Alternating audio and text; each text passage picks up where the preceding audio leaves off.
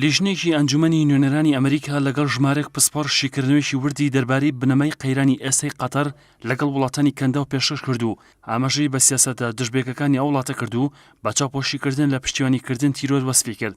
لیژنەی کاروباری ڕۆژهەڵاتی ناوەڕاست و باکووری ئەفریقا لە ئەنجومەنی نوێنەرانی ئەمریکا لە کۆبوونەوەکدا گفتوگۆی کرد سەبارەت بە سیاسەتی دەرەوەی قەتەر و پشتیوانیکردنی تیرۆر لەلایەن ئەو وڵاتەوە. ئیلینا ڕوز سەرۆکی لیژنەکە وتی قەتەر چاوپۆشی دەکات لەو لایەنانەی پشتیوانی تیرۆر دەکەن و ئەو وڵاتە پشتیوانی ڕێکخراوە تیرۆریستەکان و گروپە توندڕەوەکانی سووریا دەکات. وتیشی هەرێک لە سعودی و ئیمارات هەوڵی ئەواندا هانی قەتەر بدەن ڕێوشێن لە دژی ئەو لایەنانە بگرێتە بەر کە پشتیوانی تیرۆر دەکەن، بەڵام ئەوە ڕووی نەدا.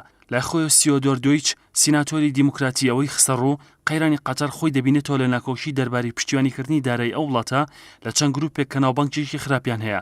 جۆناسان شانزر جێگری سەرۆکی لێکۆڵینەوە لە دامەزراوەی بەرگری لە دیموکراتی لە نامێکی نووسراودا بۆ لیژنەکە تاکیدی کردەوە لەوەی قەتەر بە شێوەیەکی کراوە پشتیوانی دارایی گروپە تیرۆریستەکانی کردووە و ئەو هەنگاوەش بۆتە جێی نیگەرانی بەتایبەت بەهۆی بوونی بنکێکی سەربازی ئەمریکا لە قەتەر کە ئەوەش مانای بوونی سیاسەتی دژبەیەکە.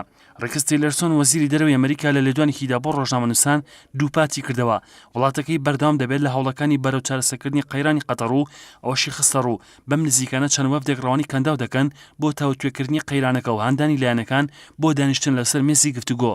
هاوکات ئەمیر محەممەد بن سەلمان جێنشینی پادشای سعودیە و حەمەد بن عیسا پاشای بەحراین لە دیدارێکدا تەکیدیان کردەوە لە پێویستی ئەوەی قەتەر سیاسەتەکانی ڕاست بکاتەوە و پابەتبوونی خۆی دووپات بکاتەوە بە بەڵێنەکانی ڕابردوو. لەو دیدارەدا پاشای بەحرین پشتیوانی وڵاتەکەی بۆ سعودیا دووپات کردەوە لە بەرەنگاربوونەوەی سەرجەم جۆرەکانی تیرۆر و ئەو لایەنانەی پشتیوانی تیرۆر و ئەو ئاستەنگیانەی هەڕەشەیە لەسەر ئاسایشی ناوچەکە.